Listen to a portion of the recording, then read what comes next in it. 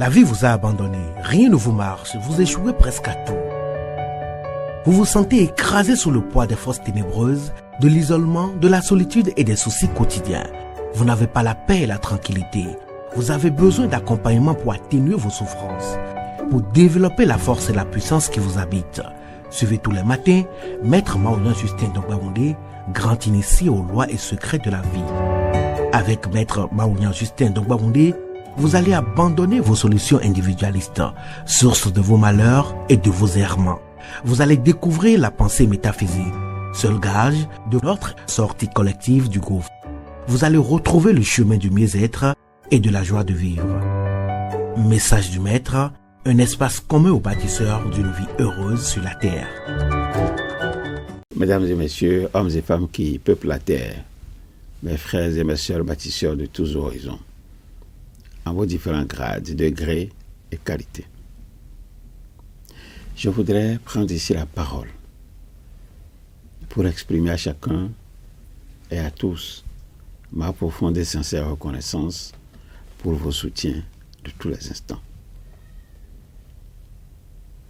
Je voudrais par la suite, pour le compte de cette 10e saison, poursuivre avec vous le voyage qui nous conduit au cœur des systèmes de croyances qui existent dans le monde,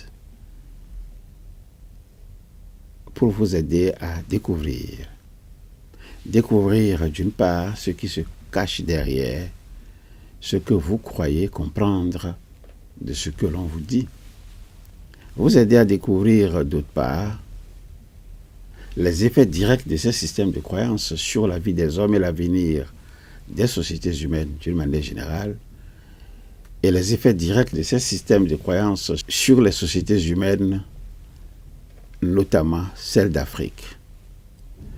Dans mon message de ce jour, nous allons découvrir une œuvre singulière qui fait date aux origines du christianisme. En effet, aux origines du christianisme, une œuvre singulière a fait date.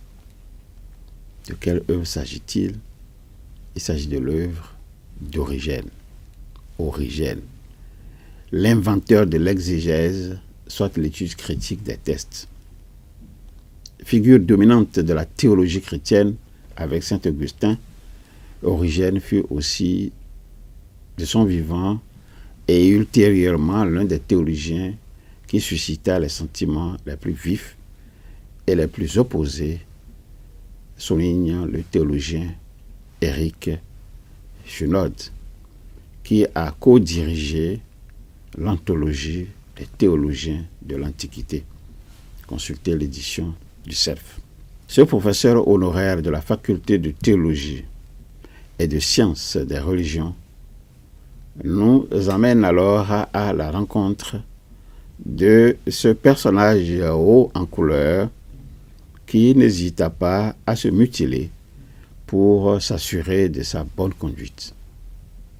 Origène est le premier théologien qui va commenter l'écriture.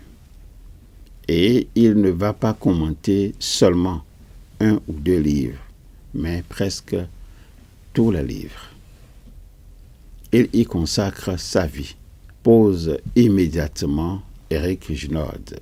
Même s'ils ne sont pas toujours d'accord avec lui, les auteurs qui viennent après seront complètement déterminés par son interprétation.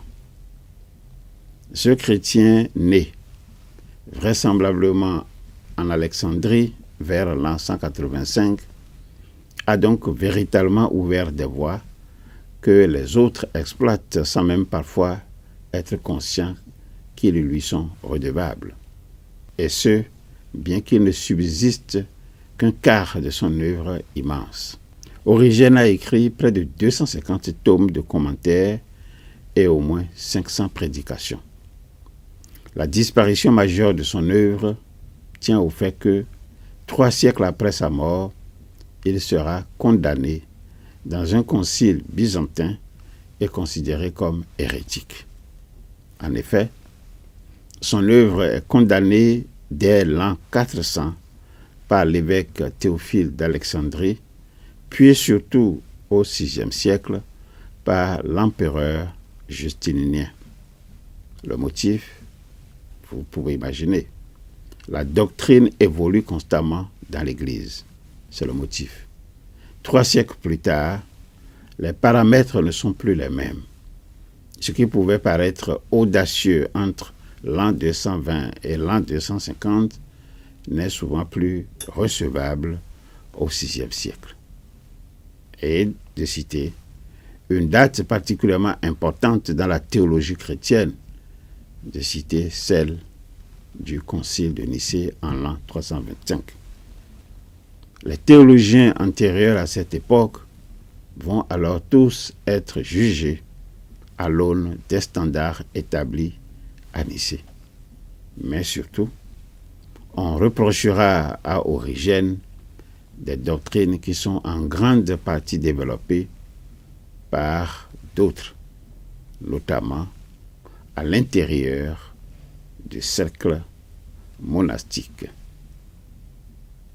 Ce sont donc davantage ces doctrines dérivées d'Origène, parfois même contraires à sa pensée, qui seront désapprouvées. Origène sera finalement condamné, sans qu'il y ait une confrontation directe avec ses œuvres, selon ce que nous a dit Éric Junod, qui signale des problèmes d'interprétation liés à la langue.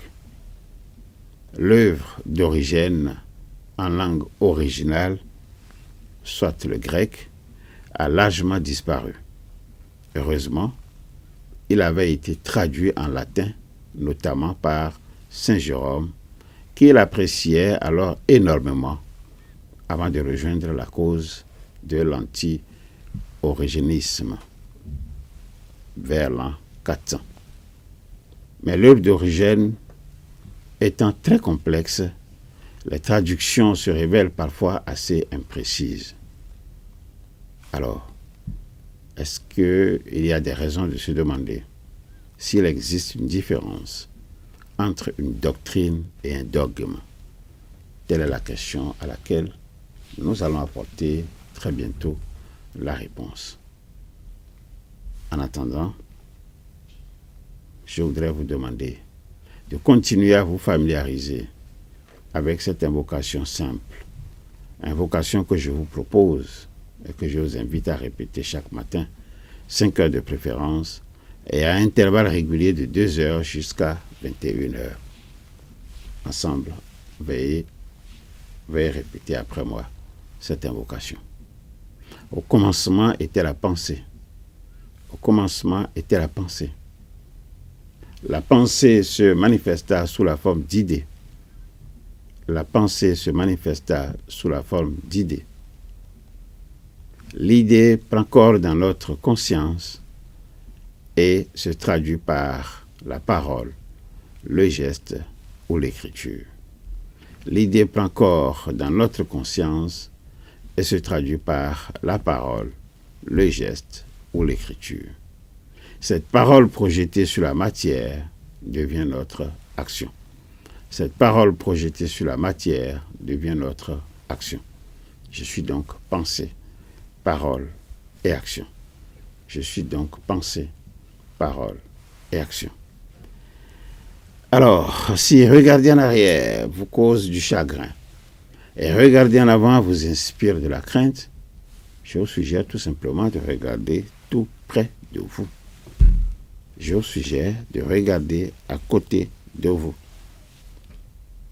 À côté, tout près de vous, j'y suis. Je, c'est l'ISEP. L'ISEP pour vous accompagner dans vos désirs respectifs d'apprendre à capitaliser ce qui vous permet de vous éloigner des systèmes d'endoctrinement et de falsification de la vérité. L'ISEP pour vous accompagner dans vos désirs respectifs d'apprendre à assurer au sein de vos comités de défense de la vie, assurer la promotion de la pensée métaphysique qui aujourd'hui reste l'alternative crédible pour fonder le concept de la dignité humaine et bâtir une vie heureuse sur la terre. Ensemble, pour gagner le pari des connaissances vraies, des connaissances justes, des connaissances libératrices. Au revoir. À bientôt.